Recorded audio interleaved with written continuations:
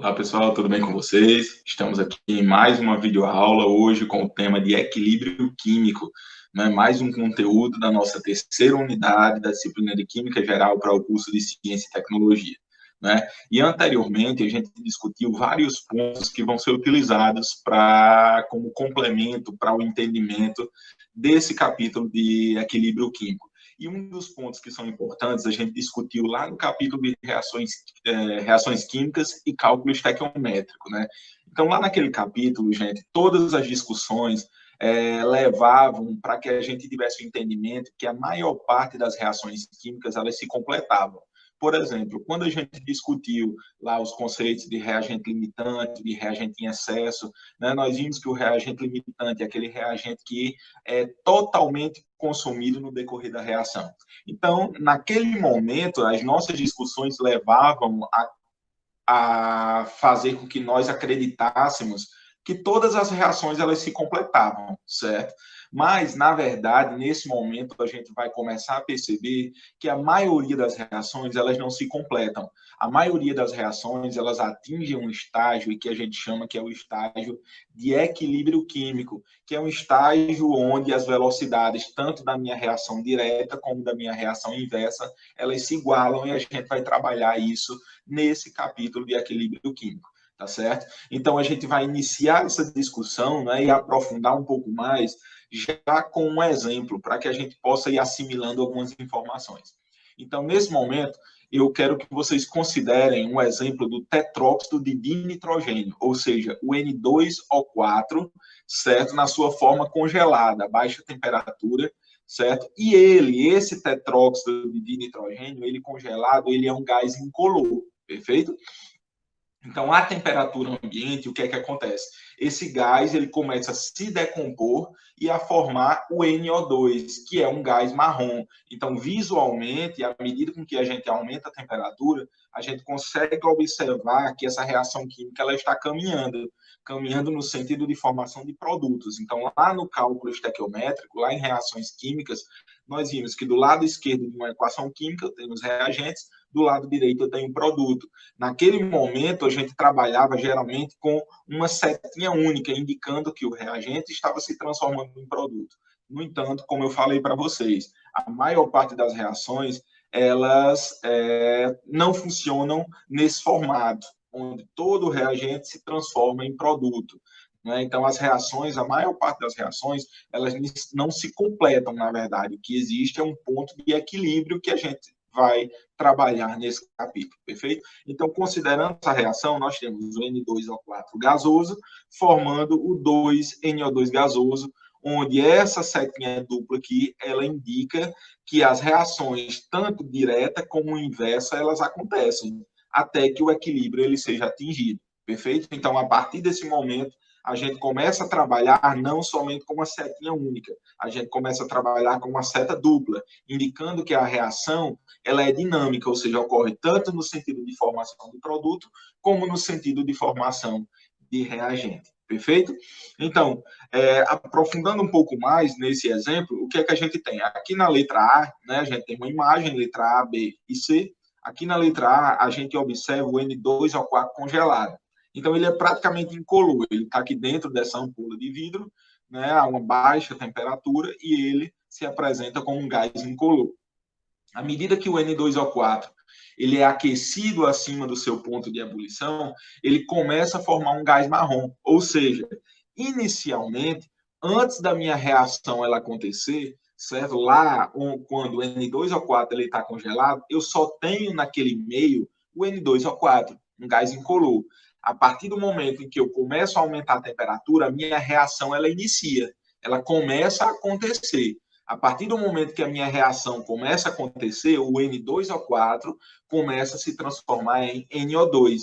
E é por esse motivo que a gente começa a observar aqui na letra B o surgimento de um gás marrom, indicando exatamente que a minha reação ela iniciou. Ou seja, que eu tenho o início da formação dos meus produtos de NO2 gasoso, perfeito?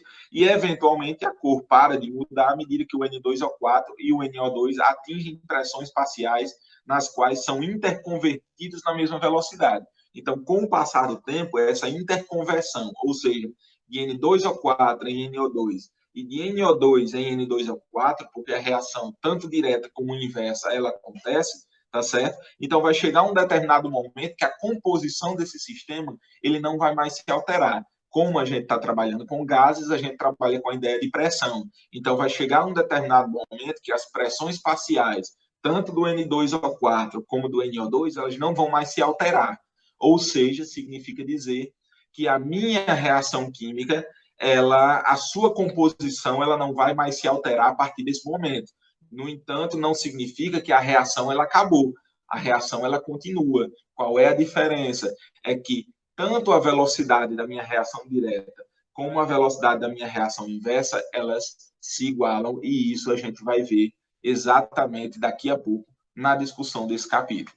Então, a partir desse momento, a composição do sistema, ele não deixa de mudar. Não significa dizer que a reação ela acabou. A reação ela continua acontecendo. O que acontece é que a composição do sistema, em função da igualdade das velocidades das reações, a composição não se altera mais. Perfeito? Então, para que a gente entenda melhor, no equilíbrio, tanto o N2O4 quanto reage para formar o NO2, quanto o NO2 reage para formar outra vez o N2O4. Então, nós temos o que a gente chama de um processo dinâmico, ou seja, eu tenho tanto a minha reação direta acontecendo, como a minha reação inversa. Observem que eu tenho uma seta dupla, indicando que a minha reação de transformação do N2O4 em NO2 acontece, mas que também a transformação do NO2 em N2O4 também ocorre, tá certo? Então, o equilíbrio químico ele ocorre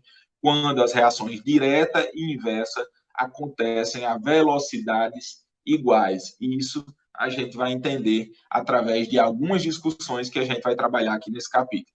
Então, considere, para que a gente consiga compreender melhor, um outro exemplo. Considere uma reação simples na fase gasosa, em que tanto a reação direta quanto a reação inversa são processos elementares. Ou seja, eu tenho A se transformando em B na minha reação direta e eu tenho B se transformando em A na minha reação inversa. Então, nesse momento, a gente vai começar a trabalhar um pouco com o conceito de velocidade de reação. Velocidade da reação vai ser o tema que a gente vai trabalhar no próximo capítulo, no último capítulo da terceira unidade. E a gente vai ver que a velocidade de uma reação ela está diretamente associada à concentração da minha espécie reagente ou do meu produto, dependendo da velocidade que eu esteja trabalhando, seja da minha reação direta, seja da minha reação inversa, tá certo? Então, a velocidade ela é diretamente proporcional à concentração das espécies, ou se a gente estiver trabalhando com pressão, a pressão dessas espécies. Caso a gente esteja trabalhando com gás, a gente vai estar trabalhando com concentração quando a gente tiver uma solução, né? Especialmente uma solução aquosa. Perfeito, gente? Então, nessa reação direta em que a gente vai considerar, a gente tem que A se transforma em B. Se A se transforma em B, a gente vai ver lá em cinética, né, no próximo capítulo, que a velocidade dessa reação ela vai ser igual a KD, no caso, que é uma constante, ou seja, a constante de velocidade da minha reação direta, vezes a concentração de A da minha espécie reagente, tá certo? Se eu estou trabalhando com a minha reação inversa, eu vou ter B se transformando em A. Então, a velocidade na minha reação inversa vai ser igual a constante de velocidade da minha reação inversa multiplicado pela concentração de B. Tranquilo, gente? Onde KD e KI são exatamente as constantes de velocidade para as reações direta e inversa, respectivamente. Perfeito? Então, se nós estivermos trabalhando com substâncias gasosas, então, para substâncias gasosas, nós podemos utilizar a equação do gás ideal, né, para converter a concentração que a gente utilizou na equação da velocidade anteriormente em pressão. Então, a gente sabe, através da equação do gás ideal, que a gente viu no capítulo de gases, que PV é igual a nRT, ou seja, pressão vezes volume é igual a número de mols vezes constante dos gases vezes a temperatura. Então, a gente pode rearranjar essa equação, ou seja, passar o RT dividindo e passar aqui o V dividindo. Dessa forma, eu vou ter que N sobre V é igual a P sobre RT. E aí eu pergunto a vocês, o que é N sobre V? Lembrem lá do capítulo de soluções. Observe que a gente está trabalhando vários conceitos já de início dos capítulos que a gente discutiu anteriormente, né, que a gente trabalhou anteriormente. Então, o que é número de mol dividido pelo volume? Número de mol dividido pelo volume é a concentração molar, ou concentração em quantidade de matéria. Então, eu posso dizer que a concentração em quantidade de matéria, a concentração de uma substância A, por exemplo, vai ser igual à pressão de A dividido por RT. Então, eu posso pegar essa equaçãozinha aqui, essa relação entre número de mol e volume com pressão dividido pela constante dos gases vezes volume e substituir lá na minha equação da velocidade, tá certo? Então, eu posso dizer, se N sobre V é igual a concentração molar, então eu posso dizer que a concentração de A vai ser igual a P de A sobre RT e a concentração de B vai ser igual a P de B sobre RT. Perfeito, gente? Sabendo disso daqui, promovendo essa relação entre concentração e quantidade de matéria e a minha pressão, eu posso substituir lá na minha equação da velocidade. E aí eu vou ter o quê? Se antes eu tinha velocidade da minha reação direta igual a KD, que é a constante de velocidade da reação direta, vezes a concentração de A, e eu sei que a concentração de A é igual a pressão de A sobre RT, eu posso substituir aqui nessa equação e obter a minha velocidade da reação direta em função da pressão do meu gás A, já que eu estou trabalhando com gás nesse momento. Da mesma forma, a velocidade da minha reação inversa vai ser igual a KI, que é a constante de velocidade da reação inversa, que multiplica, lá naquele caso, a concentração de B. Relacionando concentração com pressão, eu sei que a concentração de B é igual a pressão de B sobre RT. Então, eu vou substituir aqui e eu tenho que a velocidade é igual a KI vezes pressão de B sobre RT. E aí eu tenho um gráficozinho onde a gente pode compreender bem o comportamento, a variação dessa pressão com o decorrer do tempo. Então, eu tenho aqui no meu eixo Y a pressão parcial dos gases e no meu eixo X o tempo. Então, observem o seguinte, que no tempo zero, ou seja, antes da minha reação ela iniciar, eu tenho apenas o gás A, não é isso? Ou seja, a minha reação ela não iniciou, então eu não tenho A se transformando em B. Então, se eu só tenho no início da minha reação o gás A, então eu vou ter aqui pressão de A sobre RT, num valor, num patamar bem mais alto, e a pressão de B sobre RT igual a zero, porque eu não iniciei a minha reação ainda, tá certo? Então, a partir do momento que a minha reação ela inicia, o que é que eu observo? Eu observo que a relação pressão de A sobre RT diminui, enquanto que a relação pressão de B sobre RT ela vai aumentando. Por quê? Porque no decorrer da reação eu tenho A se transformando em B. Se eu tenho A se transformando em B, a minha pressão de A tende a diminuir, enquanto que a pressão de B ela tende a aumentar. Então, observe que na minha reação, na minha equação, a velocidade é diretamente proporcional à pressão.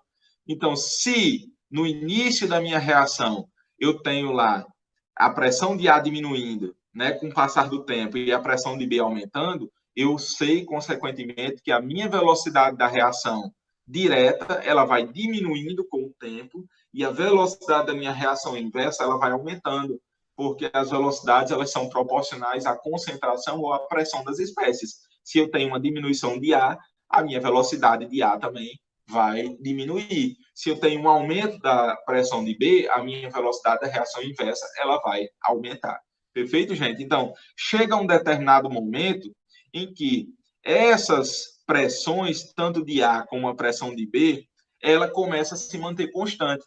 É exatamente nesse ponto em que a composição do meio não vai mais se alterar. Não significa dizer que a minha reação ela acabou. Não. Significa dizer que as velocidades da reação direta e da reação inversa se igualaram. Ou seja, a composição do meu sistema, a partir desse momento, não irá mais sofrer alteração.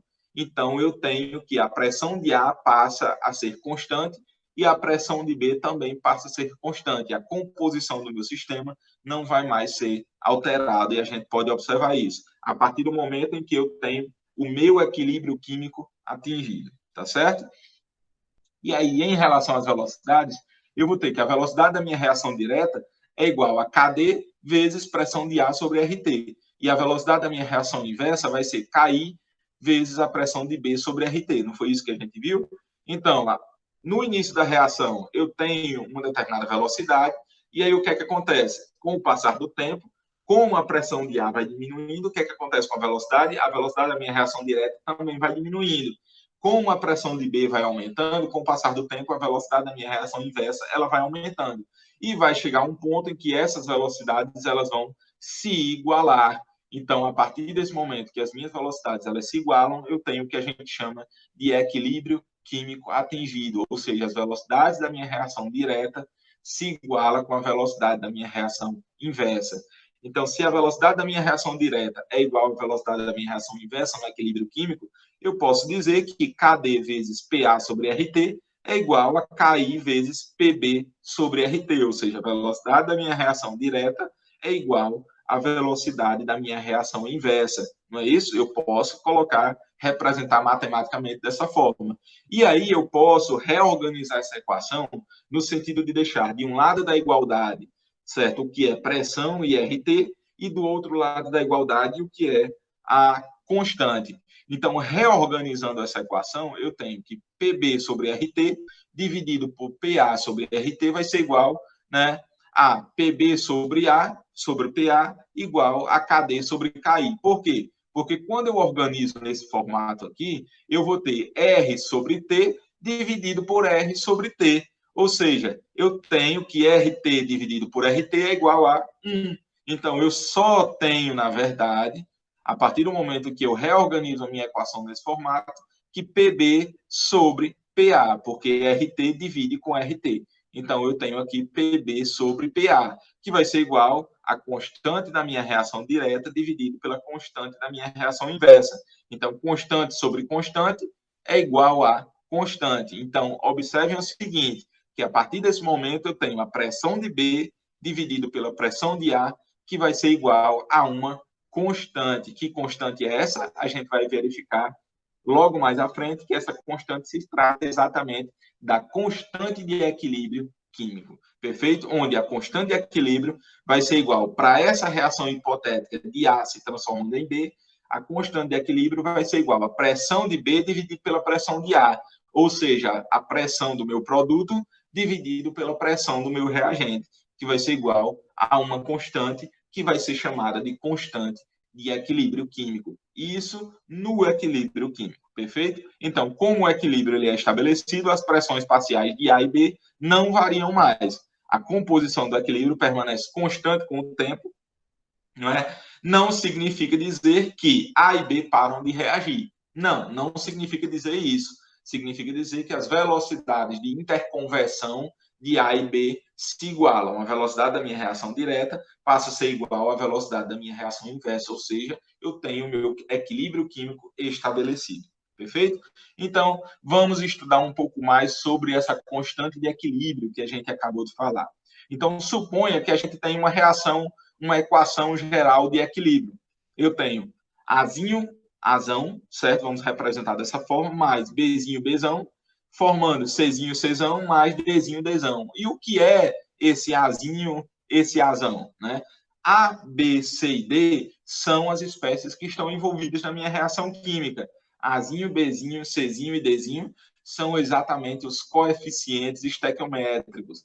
Não esqueçam que uma equação química ela possui coeficientes estequiométricos para fazer com que a lei de Lavoisier seja obedecida. A quantidade que eu tenho no reagente seja igual à quantidade dos meus elementos químicos que eu tenha no meu produto, certo? Independente da natureza química modificar ou não, da natureza química da minha substância. Perfeito, gente?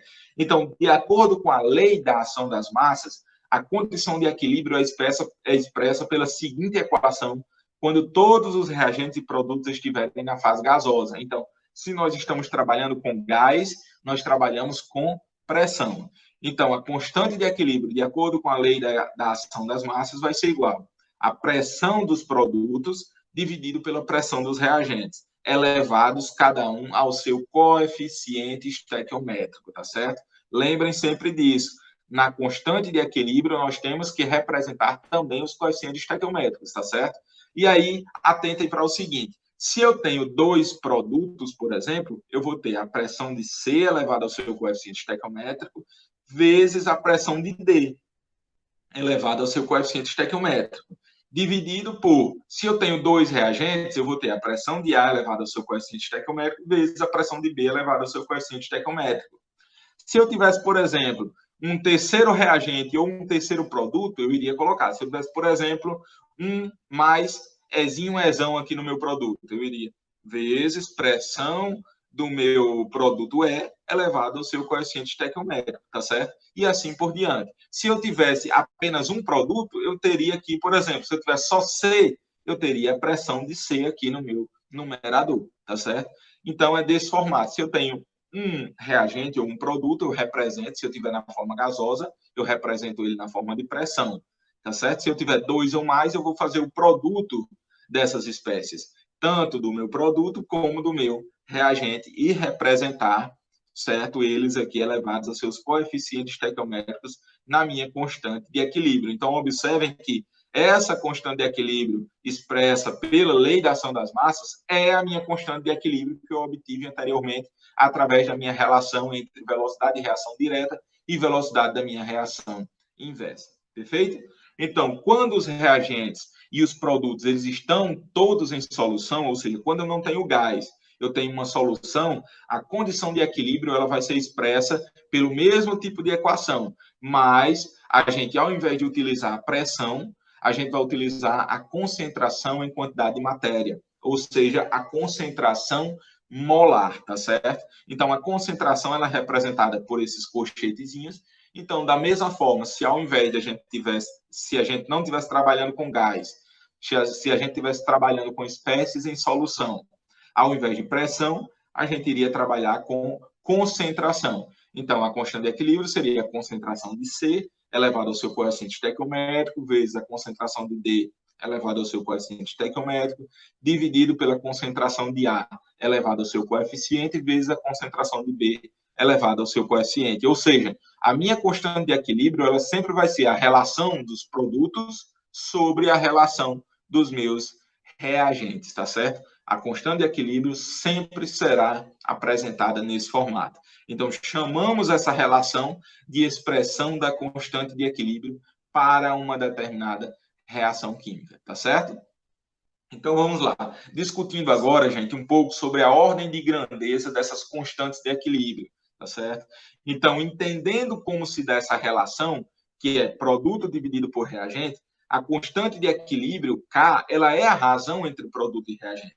Consequentemente, quanto maior for K, quanto maior for a minha constante de equilíbrio, significa dizer que mais produtos eu tenho na minha reação, ou seja, mais produtos eu tenho no meu equilíbrio químico em relação à quantidade dos meus reagentes. Se K ela é muito maior, ou seja, quanto maior for K, significa que eu tenho no meu equilíbrio químico muito mais produto do que reagente. Matematicamente falando, isso é claro. Da mesma forma, na verdade, de forma inversa, quanto menor for a constante de equilíbrio, certo? Significa dizer que eu tenho mais reagentes do que produtos no meu equilíbrio químico. Matematicamente falando, isso também é fácil de entender. Quanto menor for K, mais reagente eu tenho, que está aqui no meu denominador, do que produto que vai estar no meu numerador. Perfeito, gente? Então, essa é uma discussão bem interessante. Então, se nós temos, por exemplo, trabalhando já com um valor real,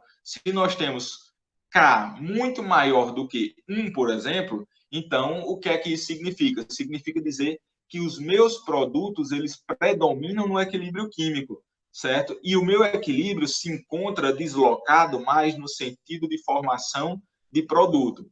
Lembrem que no equilíbrio químico eu tenho tanto a minha reação direta como a minha reação inversa acontecendo. Não significa dizer que elas acontecem na mesma proporção, tá certo? O equilíbrio químico ele pode estar mais deslocado para o sentido de formação de produto do que de reagente. Se ele se desloca mais no sentido de formação de produto, significa dizer que a minha constante de equilíbrio ela vai ser muito maior do que 1, tá certo? Da mesma forma, se K é muito menor do que 1, significa dizer que a minha reação, o meu equilíbrio químico está deslocado mais no sentido de formação de reagente. Matematicamente falando, isso é até óbvio, porque a minha constante de equilíbrio é a relação de produto sobre reagente. Se eu tenho um K muito menor do que 1, significa dizer que eu tenho muito mais reagente do que produto, ou seja, o meu equilíbrio químico está se deslocando mais na formação de reagente. Então, em termos gráficos aqui, eu consigo representar isso muito bem. Então, se a minha constante de equilíbrio ela é muito maior do que 1, significa dizer que eu tenho mais reagente se transformando em produto, ou seja, eu tenho uma quantidade de produto muito maior. A minha reação direta, ela está acontecendo, certo, numa proporção muito maior do que a minha reação inversa.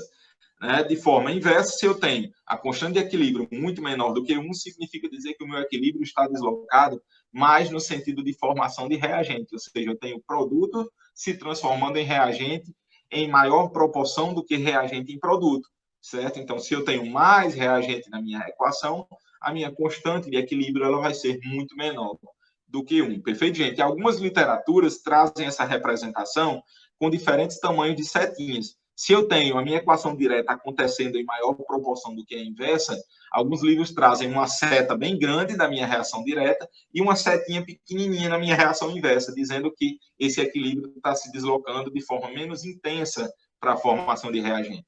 Tá certo? Então, alguns livros trazem essa representação nesse formato, certo? Com tamanhos de setas diferentes, indicando que em determinado equilíbrio químico a minha reação se desloca mais no sentido do que no outro. Perfeito? Entendido?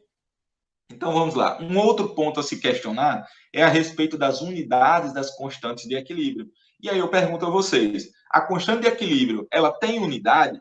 E aí eu digo, a constante de equilíbrio não tem unidade. Por quê? Porque essa representação lá da lei da ação das massas, onde eu tenho pressão do produto ou concentração do produto dividido por pressão ou concentração dos meus reagentes, na verdade, na constante de equilíbrio, essas pressões ou concentrações são sempre divididas por uma pressão ou concentração de referência.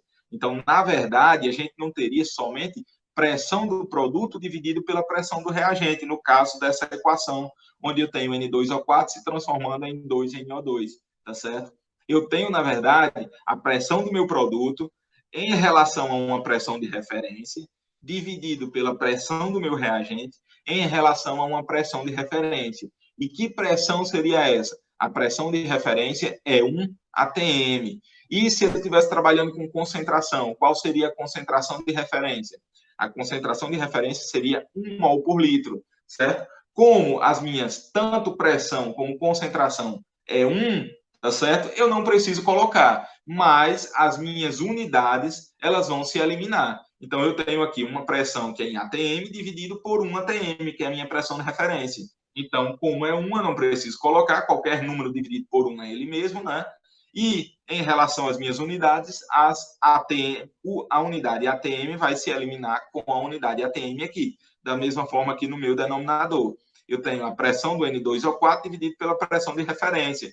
Então, ATM elimina com ATM e ao final eu vou ter que a minha constante de equilíbrio ela vai ser sem unidade, ou seja, a minha constante de equilíbrio ela é adimensional, ela não tem unidade. Então lembre-se bem que na minha expressão da constante de equilíbrio, todas as pressões ou concentrações são divididas, na verdade, por uma pressão ou concentração de referência.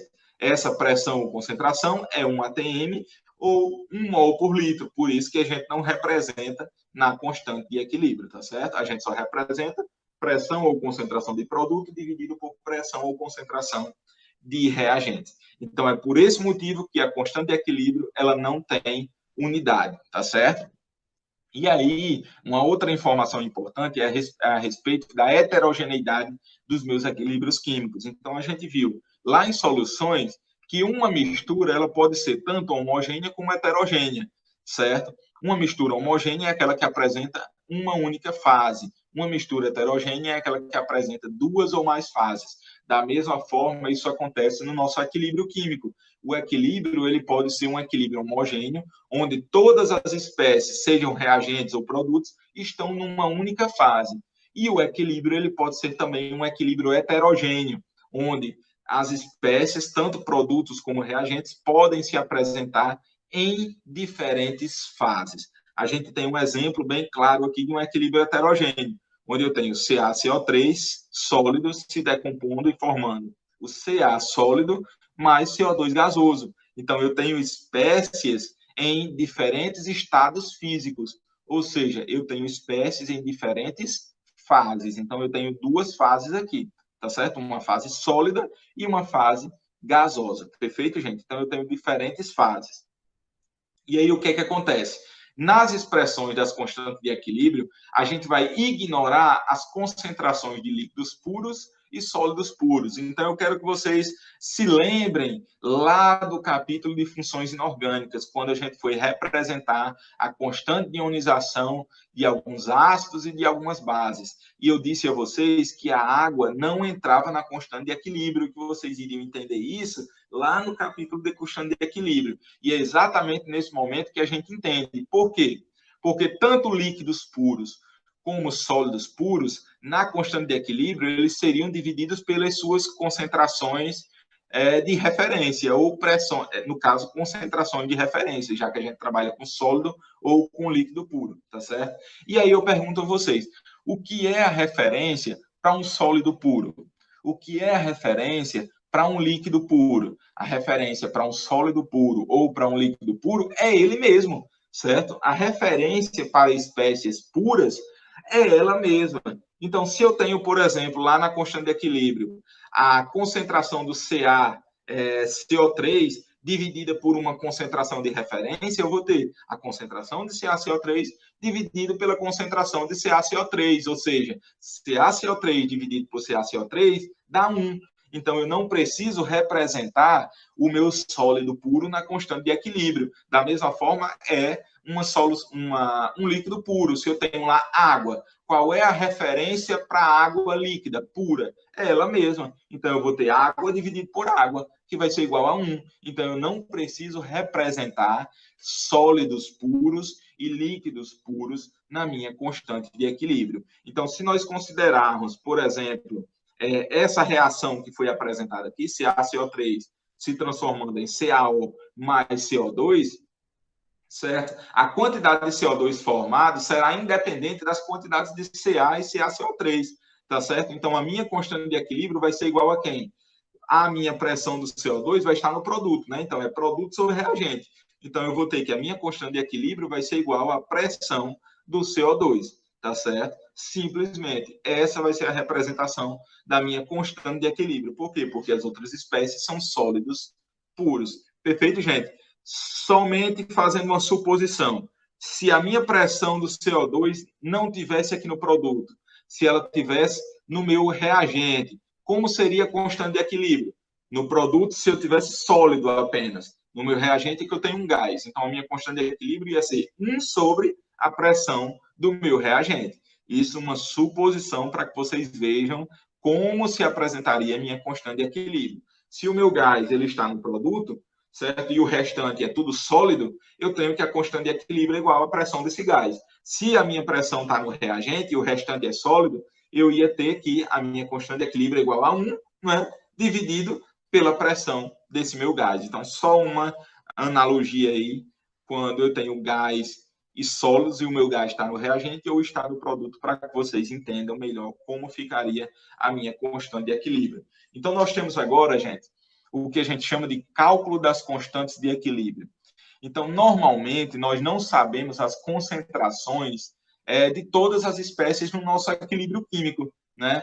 Então, para que a gente descubra a concentração das espécies no equilíbrio químico, eu tenho que ter uma quantidade de informação mínima. Que quantidade de informação mínima é essa? Quais são essas informações mínimas? Eu tenho que ter, pelo menos, a concentração de uma das espécies no meu equilíbrio químico. Então, para que eu descubra a concentração das espécies no equilíbrio, eu tenho que ter pelo menos uma concentração de uma espécie no equilíbrio químico. E eu tenho que ter também os coeficientes estequiométricos dessa minha reação, dessa minha equação química. Então, eu tenho que ter pelo menos essas duas informações para que eu consiga encontrar a concentração de outras espécies no equilíbrio químico e, consequentemente, a minha constante de equilíbrio. Então, eu trouxe aqui um exemplozinho para vocês, para que vocês consigam calcular a constante de equilíbrio, tá certo? Então, vamos lá para esse exemplo. Eu tenho: dissolve-se uma quantidade de amônia suficiente em 5 litros de água a 25 graus Celsius para produzir uma solução de 0,0124 mol por litro de amônia. Então, eu estou dizendo que eu quero preparar uma solução de amônia que eu preparo uma solução de amônia numa concentração molar de 0,0124 mol por litro. A solução ela é mantida até que atinja o equilíbrio. Então, atingiu o equilíbrio químico. A análise da mistura em equilíbrio mostra que a concentração de OH- é igual a 4,64 vezes 10 a menos 4 mol por litro. E o que é que eu quero? Calcule a constante de equilíbrio a 25 graus Celsius para essa reação. Tá certo, gente? Então, nós temos aqui a nossa reação química, a nossa equação química. Vamos lá para a resolução, para que vocês possam entender como a gente pode realizar esses cálculos. Então, o que é que a gente tem de início, gente, de informação? A gente tem que, de início, a concentração de NH3, ou seja, dessa espécie aqui, é 0,0124 mol por litro. Antes da minha reação ela iniciar, eu tenho essa concentração de NH3. A partir do momento que essa reação ela inicia e que eu atinjo o equilíbrio químico, eu sei que a concentração de OH-, ou seja, dessa espécie aqui, ela vai ser 4,64 vezes 10 a menos 4 mol por litro. Então, eu tenho essas duas informações. Vamos agora para montar a nossa constante de equilíbrio. A constante de equilíbrio vai ser igual, como eu estou trabalhando com solução aquosa, né? A concentração do meu produto dividido pela concentração do reagente. Quais são os meus produtos? Certo? A minha equação já está balanceada, todos os coeficientes são iguais a 1, tá certo? Então, a concentração do meu produto do NH4+, vezes a concentração do OH- elevado a seus coeficientes, que é 1, não preciso colocar, dividido pela concentração do NH3 somente. Por quê? Porque a água não entra na constante de equilíbrio, tá certo? Então, lembre-se disso. A água líquida pura não entra na constante do equilíbrio. Então, eu tenho essa minha constante de equilíbrio aqui. E aí, eu preciso calcular essa constante de equilíbrio.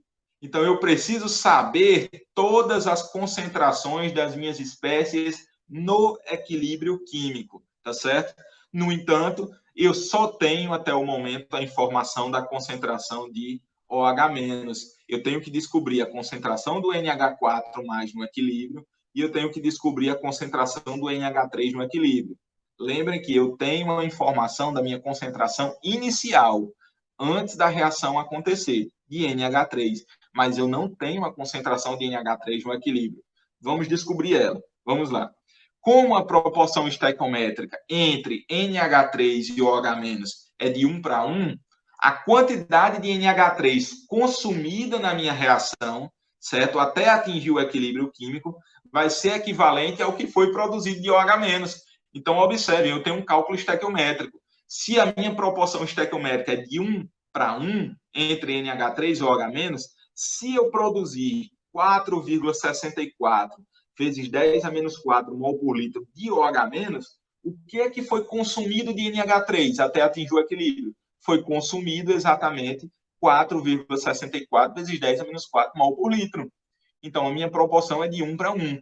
Então, se foi consumido 4,64 vezes 10 a menos 4, qual é a concentração de NH3 no equilíbrio? Então, a concentração de NH3 no equilíbrio vai ser igual à concentração de NH3 inicial, que eu represento aqui por um zerinho, menos a quantidade que foi consumida, ou seja, que é equivalente à concentração de OH- no equilíbrio.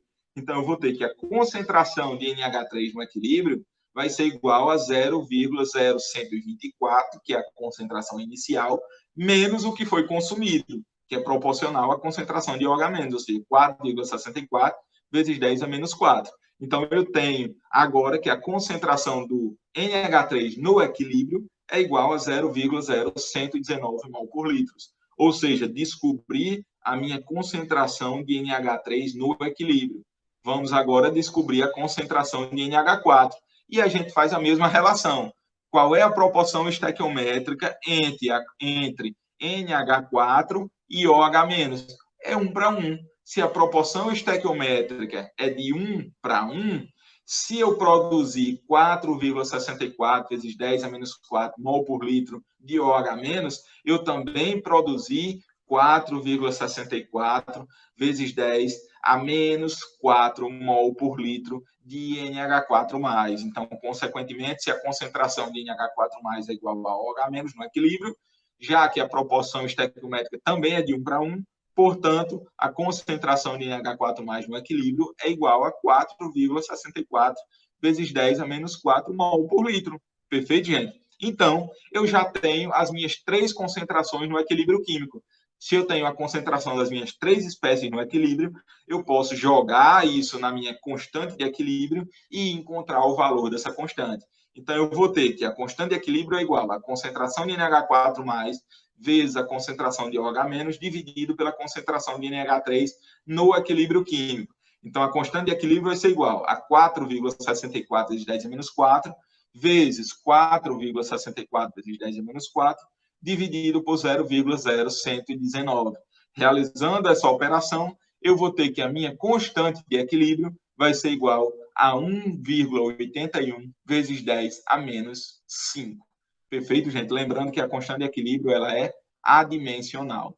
Então, é assim que a gente determina a concentração de espécies no equilíbrio químico a partir do momento que a gente tem pelo menos uma concentração no equilíbrio, a gente consegue determinar as outras, tá certo, gente? E aí a gente consegue calcular, consequentemente, a nossa constante de equilíbrio.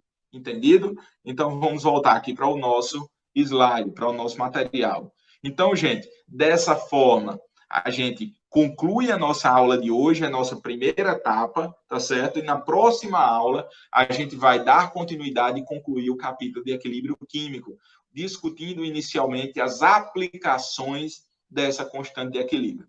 Perfeito, gente? Então, eu espero que vocês tenham compreendido. Desejo muito sucesso, bons estudos e qualquer coisa, a gente está à disposição. Forte abraço, até a próxima aula. Valeu!